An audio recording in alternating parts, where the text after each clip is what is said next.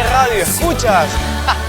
Yo, Nacional. Siguiente, vamos a entrevistar a Víctor Quijada Tacuri, él es analista político, para ver qué es lo que se viene. Muy buenos días. ¿Cómo estás, Pablo? Raúl, buenos días. Bueno, en primer lugar, para saludar a nuestros deportistas que por los logros importantes, ya tú lo habías mencionado hace un momento, ¿no? Es la primera vez que Perú le va muy bien en los Panamericanos y con más razón si somos dueños de casa, ¿no? Lo segundo es, bueno, realmente el discurso del presidente ha sorprendido a todos. Sinceramente el aspecto económico y de reformas de otro tipo ya pasaron a un segundo nivel porque estamos ante un nuevo escenario en el cual se está planteando nuevas elecciones para el próximo año. Esta iniciativa que el presidente ha anunciado verbalmente, que seguramente lo va a concretar por escrito el día de mañana a primera hora, básicamente lo que contempla es, como ya bien lo dijo él, la elección de presidencial y congresal. En esta iniciativa seguramente se debe proponer acortar los plazos. Hay que recordar que tenemos un antecedente en lo que ocurrió en el año 2000, en el caso Fujimori, que se implementó el tema de acortar los plazos en una disposición complementaria o transitoria. Y bueno, de acuerdo a lo que establece, como el oficio va a ir dirigido respecto al aspecto del referéndum, porque esa va a ser la naturaleza del pedido, en caso de que se pueda aprobar por mayoría simple, estaríamos vía referéndum en 4 meses, en diciembre sería la convocatoria oficial y en abril del 2020 tendríamos las elecciones, ¿no? Ahora, ¿qué es lo que pasaría si es que el Congreso decide aprobar esto? Que hay que recordar que el artículo 206 de la Constitución establece de que hay 2 formas de hacer reformas constitucionales, esta de las 2 legislaturas. Hay que recordar que el oficio, el sentido del pedido del Ejecutivo es la de un referéndum, y si es que no lo aprobasen o si es que el Congreso optaría por otra vía de realizar esta reforma constitucional, no me queda la menor duda que el Ejecutivo aplicará lo que está en el artículo 133 y 134 de la Constitución, que es básicamente plantear nuevamente una cuestión de confianza.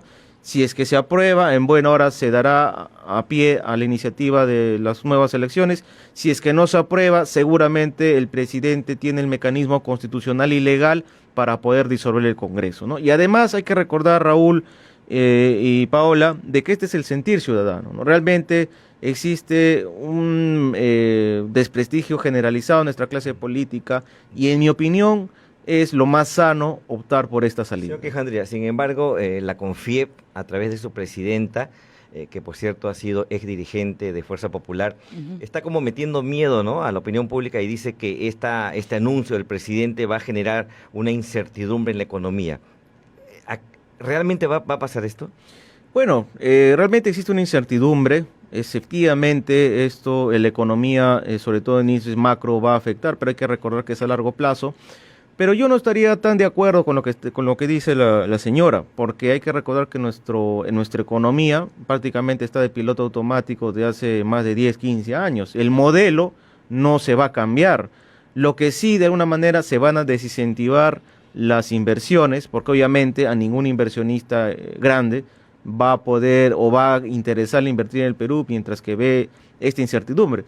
Pero si es que se llega a solucionar todo este problema, porque hay que recordar que este problema lo origina el Congreso cuando se empieza a confrontar con el Ejecutivo, y esta incertidumbre no existe de ahora, sino desde que inició la gestión, ¿no? Entonces, si no tenemos reglas claras, si no tenemos un sistema judicial independiente, si no tenemos reglas políticas claras, un país ingobernable, ¿de qué economía vamos a hablar de incentivar, no? Por lo tanto, yo no coincido con la opinión de la señora, ¿no? Pero ahora se está hablando del tema de la vacancia presidencial, y eso es lo que quiere mover, pues, toda la oposición y, bueno, en realidad todo el Congreso, y se está voceando que sea la vicepresidenta, pero ayer hemos visto un momento muy tenso entre tanto el presidente como Mercedes Arauz, en los cuales uno puede pensar que esa sería la carta que estarían buscando algunos. Bueno, sinceramente es posible, porque la Constitución establece que se podría presentar una vacancia, pero no le veo la causal. La única sería una especie de incapacidad moral o una suspensión, pero realmente no lo veo viable. Quizás la renuncia forzada podría ser siempre y cuando sería el otro escenario, ¿no? Si es que el Congreso se quisiera adelantar a una posible vacancia, el presidente puede renunciar, seguramente la segunda vicepresidente tendrá que renunciar, pasará momentáneamente el poder en manos del Congreso transitorio. El mismo presidente del Congreso ha manifestado su intención de no aferrarse al cargo, porque no sería legítimo. Realmente ahorita el que quiera aferrarse o el que empiece a hablar de dolido en algunos medios, sobre todo muchos congresistas que antes hablaban de que se adelanten las elecciones y ahora dicen lo contrario, realmente no le vuelve a nuestro país más vulnerable, lo hace ingobernable y realmente esta situación no da para más. Yo pienso que el remedio más próximo y sano que tendría que darse en nuestro país es que haya elecciones adelantadas. Lo que sí me preocupa, Paolo y Raúl, es el oportunismo político, ¿no? Porque seguramente ahora muchos van a aparecer, los que nunca se pronunciaron en todo este tiempo, ante un nuevo escenario político, van a empezar a salir. Sin embargo, esperemos que esta vez la población tenga un voto consciente y que realmente pues se planteen los cambios como se han estado realizando. Algunos sectores políticos señalan que hubieran preferido que el presidente Vizcarra hubiera adoptado una actitud más drástica a raíz que el Congreso no aprobó el espíritu de la reforma que tiene que ver con la inmunidad parlamentaria, ¿no?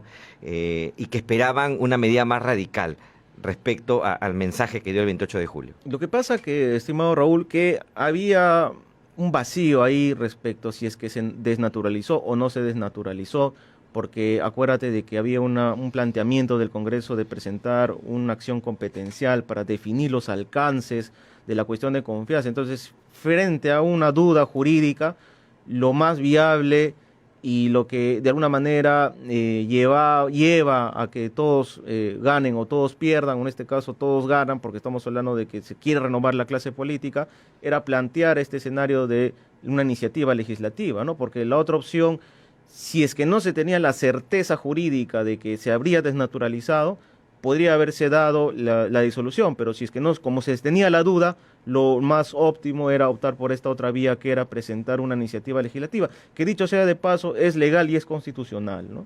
El presidente Olaechea, el presidente del Congreso, tiene, usted le ve las credenciales de estadista como para que pueda asumir en un posible escenario la presidencia de la República, como lo hizo Paniagua cuando renunció el entonces presidente Fujimori.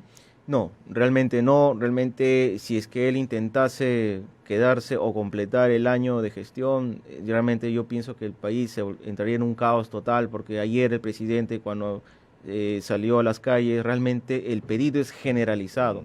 Yo lamento las opiniones de muchos políticos, de muchas autoridades, de muchos analistas, en darle la contra a lo que es un sentir ciudadano. Yo les haría el llamado de que escuchen a la población, ¿no? Que se dejen de defender sus intereses o los intereses partidarios, etcétera, que pudieran tener, porque realmente lo que la población quiere al día de hoy, y hay que recordar que el presidente tenía hasta antes de este anuncio el 45% de respaldo del país, realmente lo que se requiere es un cambio, y para ello es mejor optar por la salida más sana, que es el adelanto de elecciones, ¿no? Claro, el tema de ahora, si bien toda la crisis que actualmente vivimos es por la crisis del partido político, la corrupción, sin embargo ahora debemos escoger de otra manera, ¿no? Hay que tener mucho más cuidado, pero tampoco las posibilidades no son las mejores, ¿no? O sea, tampoco no tenemos de dónde escoger, ¿no? Porque